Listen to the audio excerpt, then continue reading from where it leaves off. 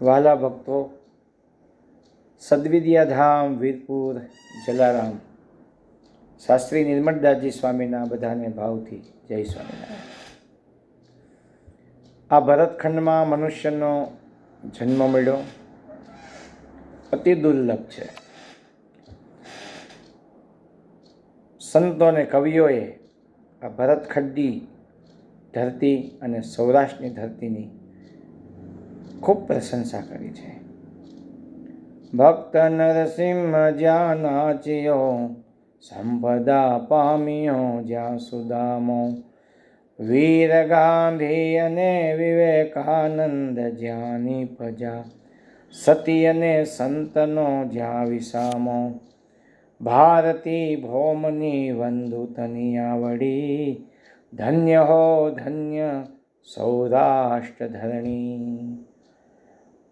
અફાટ બ્રહ્માંડમાં 14 લોક, મુખ્ય, પાતાળ, ધરતી, સ્વર્ગ અને સત્યલોક, આ 14 લોક. એમાં પણ 7 દ્વીપ એટલે ભારતીય ધરતીને સપ્તદ્વીપ વસુંધરા કહેવાય છે. એમાં પણ 9 ખંડ. 9 ખંડની અંદર આ ભારતખંડ અતિ ઉત્તમ ખંડ કીધો છે. મનુષ્યનો જન્મ આ ભારતખંડમાં મળવો બહુ દુર્લભ છે. ભાગવતકાર કહે છે, દુર્લભો માનુષો દેહો દેહિનામ ક્ષણભંગુર તત્રાપી દુર્લભમ અન્યે વૈકુંઠ પ્રિય દર્શનમ. ભારતખંડમાં જન્મ મળે એ બહુ મોટી ભાગ્યનું એક દરવાજો ઉઘડો કહેવાય. એ ભરતખંડમાં જન્મ મળ્યા પછી સાચા સદગુરુ મળે તો જ જીવન ધન્ય બને છે અને સાચી દિશા મળે છે. સદગુરુ સાચી દિશા આપે છે. સદગુરુજીને સત્ય કી રાહ બતાઈ, મેરે ગુરુજીને ધર્મ કી રાહ બતાઈ. એવા સદગુરુના શ્રી ચરણોમાં મસ્તક અર્પણ કરવું, એની ગોદમાં મસ્તક ઝુકાવવું કે જે કાળથી તમને એને મને બચાવે. જીવન અર્પણ કરી દીધું અમે કોઈને એટલા માટે, કાળ આવે તો કહી શકું આ મિલકત પરાઈ છે. કાળને પણ ભીષ્મ પિતામહે ચેલેન્જ ફેંકીને પડકાર કર્યો હતો કે તું ઉત્તરાયણમાં આવજે. અત્યારે દક્ષિણાયન ચાલે છે. અનસૂયાએ સૂર્યની ગતિ અટકાવી હતી. સતી સાવિત્રીએ યમરાજા પાસેથી પોતાના પતિને પાછો લાવ્યા હતા. એવા સદગુરુનું સાનિધ્ય મને અને તમને કાળથી પણ બચાવે છે. મનુષ્યનો જન્મ મળ્યા પછી જે વ્યક્તિ ઈશ્વરની આરાધના કરતો નથી તે આત્મહત્યારો છે. શાસ્ત્રમાં તેને, ઈશાવાસ્ય ઉપનિષદમાં તેને આત્મહત્યારો કીધો છે.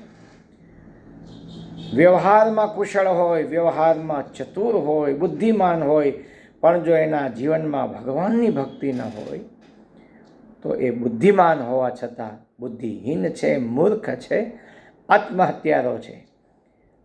એકે ચાન્ય હતો જનાહા અંધમ તમઃ પ્રવિશંતિ, એકે ચાત્મહનો જનાહા.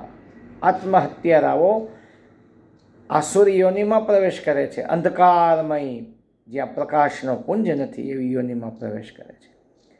એટલે આ દુનિયામાં મોટામાં મોટી ભક્તો ચતુરાઈ હોય તો ઈશ્વરનું ભજન કરવું, સ્મરણ કરવું એ મોટી ચતુરાઈ છે, મહાન બુદ્ધિમત્તા છે.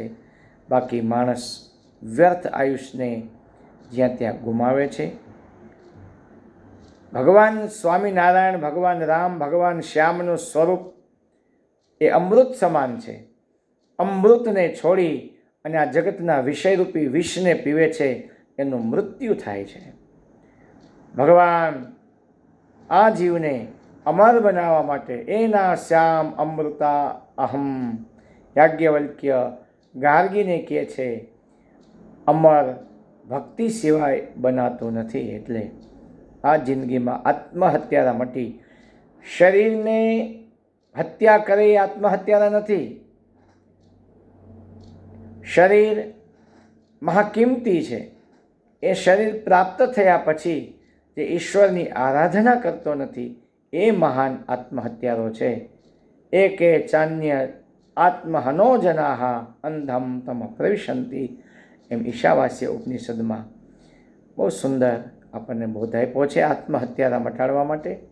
તો મારા વહાલા ભક્તજનોને મારી હૃદયથી એક શુભ ભાવના કે આપણે બધા સાથે મળી ઈશ્વર સ્મરણ કરી આત્મહત્યારા મટીએ. એટલી વાત સાથે આજની આ રત્નકણિકા સાથે મારી વાતને વિરામ અસ્તુ. શાસ્ત્રી સ્વામી નિર્મળદાસજી સ્વામીના ભાવથી સર્વધર્મ પ્રેમી હરિભક્તોને જનતાને મારા જય સ્વામિનારાયણ, જય સિયારામ, જય શ્રી કૃષ્ણ, વંદે માતરમ, ભારત માતા કી જય અસ્તુ. જય સ્વામિનારાયણ.